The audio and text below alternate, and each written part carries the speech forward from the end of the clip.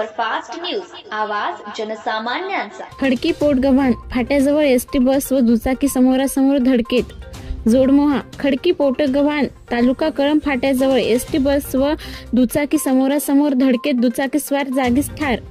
सविस्तर वृत्त असे की यवतमाळ सुटणारी यवतमाळ पोटगव्हाण सकाळी 10 वाजता ही एसटी बस पोटगव्हाणकडे जात असताना MH40 CM 5282 ही एसटी बस व पोटगव्हाण गावाकडून दळण घेऊन नांजा तालुका कळंब या गावाकडे येत असताना खडकी फाट्याजवळ टर्निंग मध्ये समोरासमोर धडकेत दुचाकीस्वार MH29 CH 4609 सम्यक दशरथ उईके वय 21 राहणार पोटगव्हाण हा जागीच ठार झाला आहे।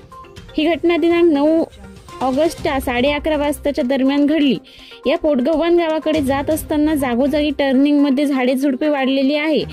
डांबरीकरण आताच करण्यात आले अजूनपर्यंत रोडच्या साईड पट्टी भरल्या गेली नसल्याने रोडच्या खाली 1 ते 1.5 फूट खोल खड्डा असल्यामुळे एसटी बस चालक व दुचाकी चालक यांना टर्निंग मध्ये पुढून काहीच न दिसल्याने हा अपघात झाल्याचे कळते। ही घटना कळंब पोलीस स्टेशन अंतर्गत येत असून पुढील तपास कळंब पोलीस स्टेशन करीत आहेत। आई वडील व एक बहीण असा आप्त परिवार आहे। महाराष्ट्र सुपरफास्ट न्यूज साठी पवन जाधव, यवतमाळ।